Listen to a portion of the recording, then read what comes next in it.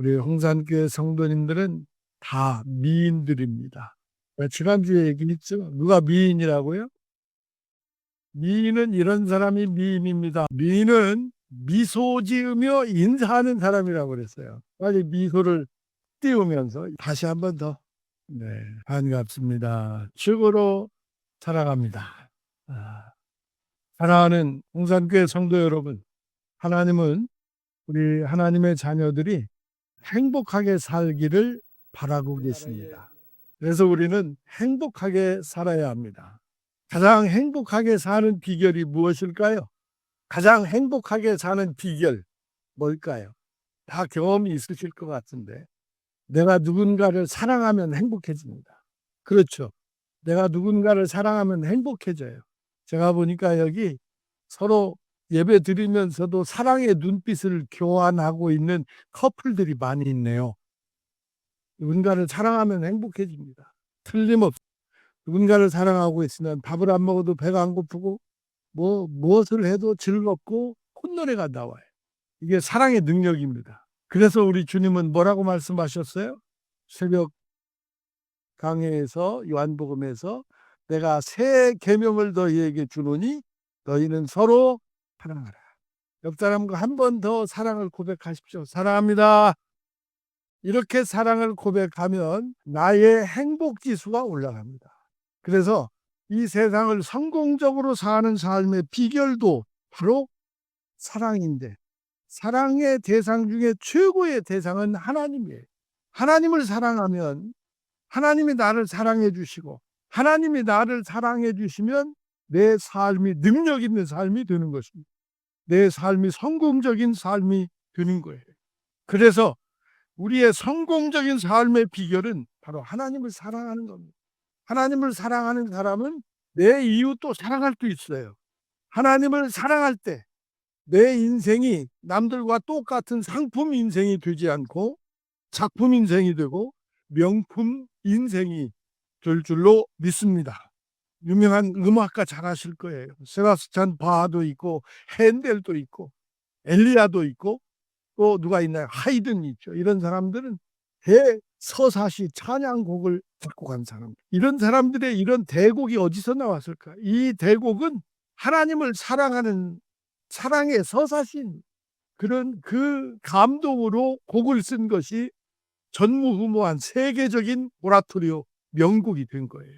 바로 그런 사랑 속에서 상상을 초월한 음악이 나왔죠. 로마 시스템 성당의 천정 벽화 미켈란젤로, 그 작품 몇 년 동안 하신 줄 아세요? 안 줄 아세요? 7년 동안 그 미켈란젤로 성당의 벽화를 만들었다. 어디서 그런 열정이 나왔을까요? 그 마음속에 용솟음치는 하나님 사랑, 그 사랑을 그의 작품으로 표시한 거죠. 도스토옙스키, 러시아의 문호 톨스토이와 함께 이 쌍두마차, 도스토옙스키, 카라마조프 형제, 명작이죠. 그런 작품이 어디서 나왔어요? 하나님 사랑에서 나왔어요. 뭐라고 고백했습니까? 나는 어떤 상황이 닥치더라도 하나님 편에 서겠습니다. 그 고백을 한 사람으로서 위대한 작품이 나왔지. 사랑하는 우리 홍산 성도 여러분, 하나님을 사랑하면 내 능력보다 훨씬 더 능력 있는 삶을 살게 되는 것을 믿으시기 바랍니다.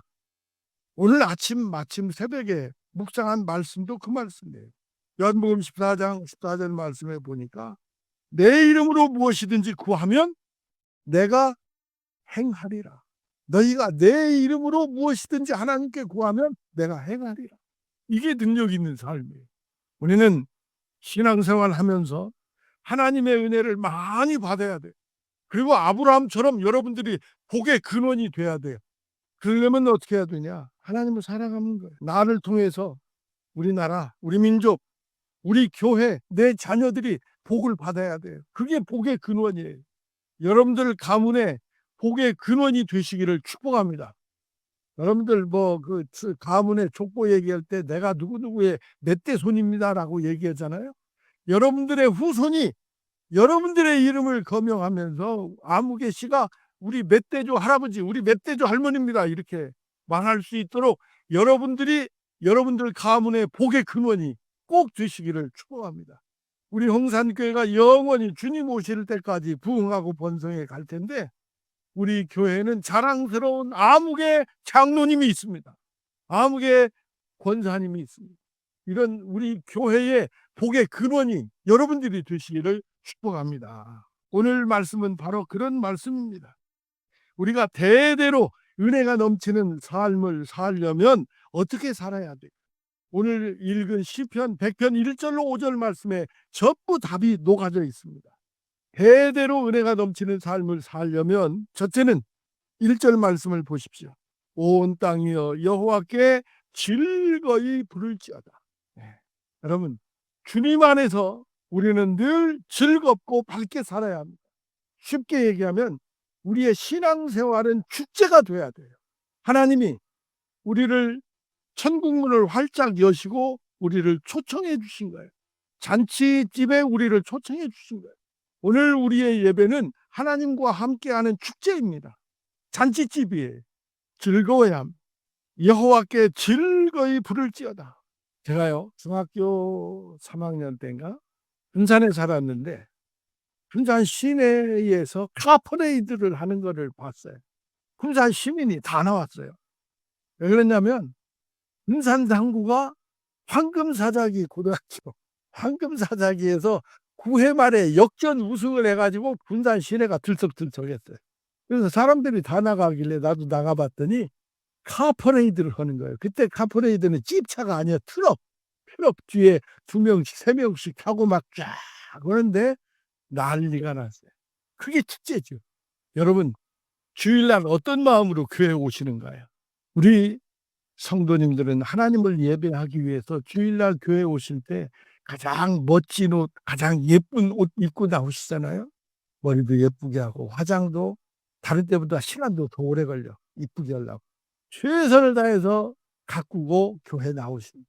그리고 하나님을 정성을 다해서 예배하고 찬송을 부르고 주시는 말씀을 아멘으로 받고 우리의 소원을 하나님께 기도로 아뢰고 그러고 난 다음에는 성도의 교제를 나누는 거예요. 이게 우리의 신앙생활, 이게 축제입니다. 주일 예배는 반드시 우리에게 즐겁게 하나님을 찬양하는 축제가 되시기를 축복합니다. 우리 그리스도인의 삶은요, 기본적으로 축제예요. 목사는 뭐 하는 사람이냐? 교인들과 신나게 노는 사람이라고 그랬어요. 신나게 재미있게 놀면 돼요. 그게 목회자의 역할입니다. 물론 우리 성도님들 기도할 때 눈물도 많이 흘리죠. 그러나 그 눈물은 절망의 눈물이 아니잖아요. 슬퍼하는 사람과 함께 슬픔을 나누려는 슬픔일 것이고, 결국은 우리를 죄와 죽음과 사망에서 해결해 주신 주님을 찬양하며 높이는 삶, 이게 우리 그리스도인의 근본적인 삶의 모습이다. 언제나 즐겁고 밝게 살기를 축복합니다. 2절 말씀에 또 답이 있어요. 2절 말씀, 기쁨으로 여호와를 섬기며 노래하며 그 앞에 나아갈지어다. 두 번째, 대대로 은혜가 넘치는 삶은 여호와를 섬기는 삶이에요. 섬김, 이것은 우리가 사용하는 언어로 하면 헌신과 봉사라고 할 수 있겠죠. 즐겁게 헌신하는 거예요. 즐겁게 봉사하는 거예요. 여러분, 남들이 즐겁게 헌신하고 봉사하는 거 구경만 하는 관객이 되지 마십시오. 여러분들이 헌신과 봉사의 주인공이 되십시오. 홍산교회에는 누가 있다? 내가 있다. 그렇게 말할 수 있기를 바랍니다. 기쁨으로 여호와를 섬기십시오. 기쁨으로 하나님을 섬길 때 하나님께서 흐뭇하게 여기시고 여러분들의 앞길을 활짝 열어 주실 줄로 믿습니다. 나 기쁘게 남의 소중한 짐도 나누어 질 줄 알고 희생할 줄 알고 기꺼이 십자가를 지는 그런 헌신의 삶을 하나님은 대대로 은혜가 넘치는 삶으로 인도해 주실 줄로 믿습니다. 3절 말씀에 또 답이 나오네요. 여호와가 우리 하나님이신 줄 너희는 알지어다. 알아야 한다 그 말. 알아라. 우리어는 야다라는 뜻입니다. 하나님을 알아야 돼요. 근데 순서가 있어요. 알고 믿으려고 하지 마세요. 믿고 알아가십시오. 믿으면 알아집니다. 성령께서 깨우쳐 주십니다. 내가 예수를 믿으면 성령께서 믿게 할 수 있도록 깨달음을 주셔요. 그래서 우리는 성경이 말하는 결론을 알게 되는 거죠. 그 답은 무엇입니까? 예수님이 답이에요. 예수님을 만나면 행복해집니다. 예수님을 만나면 능력 있는 삶을 살게 됩니다. 예수님을 만나면 사랑을 하게 되고 그때부터 내 삶이 풍성해집니다. 희망이 생깁니다. 이것이 하나님을 아는 삶의 결과입니다.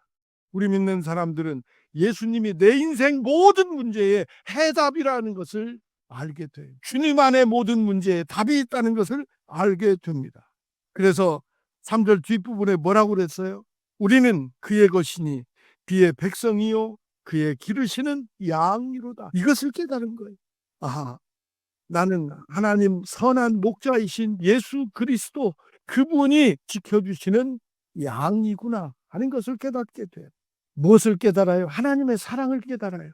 우리 하나님은 나를 구원하시려고 인간의 몸을 입고 이 땅에 오셔서 나를 위해서 독생자 예수 그리스도로 십자가에 오르시고 인간의 모습으로 처참한 죽음을 죽으심으로 나를 구원해 주셨다고 하는 이 진리를, 이 복음을 깨닫게 되는 거예요.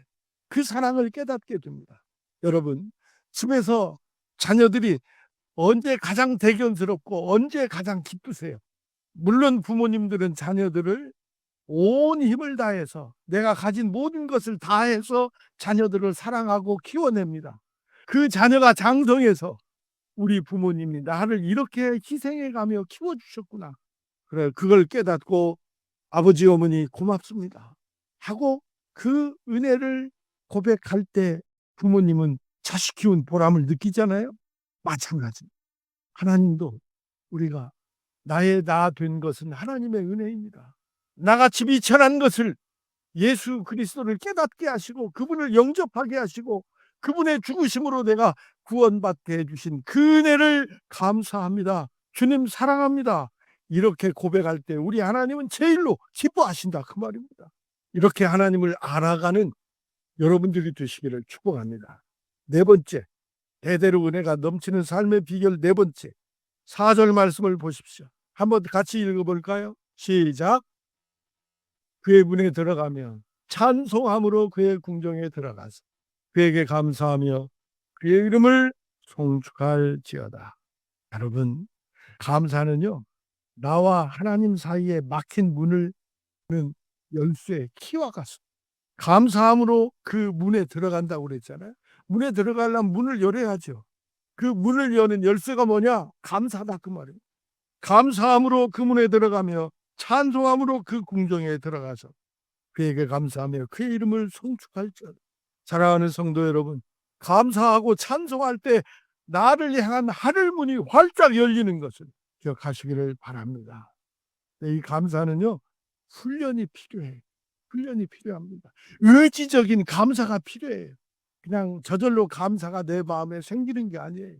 내 입술로 날마다 고백해야 돼요. 하나님, 나는 하나님을 자꾸 떠나서 세상으로 향하지만 이렇게 부족하고 연약한 나를 하나님을 끝까지 사랑해 주시고 내 죄를 깨닫게 해주시고 하나님께 돌아오게 해주시니 감사합니다. 이것을 하나님은 깨닫게 해주시는 그것을 감사하는 거예요. 그래서 감사는 훈련이 필요합니다.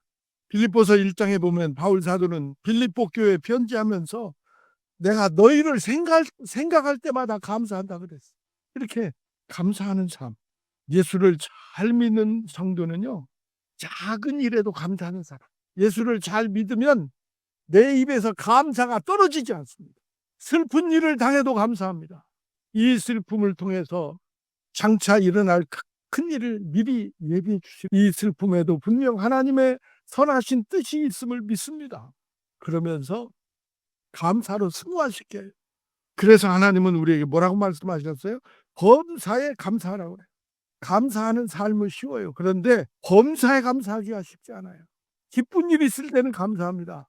승진하고 돈을 벌고 내 자녀가 잘 되고 그럴 때는 누구나 감사해. 일이 안 풀리고 병이 들고 사랑하는 사람을 잃고 어려운 일을 겪을 때 감사하는 삶. 이게 범사에 감사하는 삶이거든요. 이 감사를 여러분들 익혀야 돼요. 그러면 그 감사하는 삶을 하나님은 매우 기쁘게 여기시고 그 슬픔을, 그 아픔을, 그 질병을, 그 손해를 만회하는 그런 은혜를 주시는 겁니다. 우리 성도님들 이렇게 범사에 감사하는 삶 되시기를 축복합니다. 골로새서 2장 7절 말씀에 믿음에 굳게 서서 감사함을 넘치게 하라 그랬습니다. 성도 여러분, 오늘은 맥주 감사절입니다. 저는 어려서는 맥주 감사절에서 맥주로 감사하는 줄 알았어요. 맥주라는 말은 어려서는 잘 몰랐잖아요. 그런데 맥주 감사절은 쉽게 얘기하면 초실절이라고 그랬어요. 첫 열매를 하나님께 드리는 감사의 절기예요. 초실절은 오순절이기도 해요. 첫 열매를 맺게 해주신 하나님의 은혜를 감사하는 절기입니다. 여러분, 올해는 참 이상해요. 오늘 새벽에도 얘기했지만 우리나라의 지금 기후에 대해서는 오늘 새벽에 얘기 안 했어요. 장마 끝난 거 아시죠? 장마 비 며칠 왔나요? 아니 몇 시간 왔나요? 처음에는 좀 오는 것 같더니 다 끝나버렸어요. 지금 우리나라 전역이 폭염주의보가 발효되고 있어요. 이제 작물들이 어떻게 될지 모르겠어요. 저수지가 바닥을 보일지 많은 곡식들이 노랗게 햇빛에 타서 죽어버릴지 모릅니다. 그러나 우리는 하나님께서 이른 비와 늦은 비를 주셔서 우리로 일용할 양식을 주실 줄로 믿고 감사하는 절기가 초실절이에요. 이게 맥주 감사절입니다. 나의 모든 것, 나의 모든 미래를 하나님께 온전히 믿고 감사합니다. 이렇게 고백하는 것이 맥주 감사절이에요. 이 감사절의 정신이 우리들의 마음속에, 우리들의 믿음 속에 온전히 자리 잡아야 되겠습니다. 감사절에 이 감사해야 하는 삶을 우리가 도전받았으면 꾸준히 어떤 경우에도 범사에 감사하는 삶을 살아야 할 줄로 믿습니다. 무엇이든지 꾸준한 것이 얼마나 좋습니까? 우리의 감사가 단회적인 순간의 감사가 아니라 지속적인 끊임없는 감사가 되도록 늘 우리의 믿음을 갖추어가는 저와 여러분 될 수 있기를 축복합니다. 감사는 축복을 예비하는 우리의 믿음이에요. 감사하는 삶 자체를 하나님께서 축복해 주시는 줄로 믿습니다.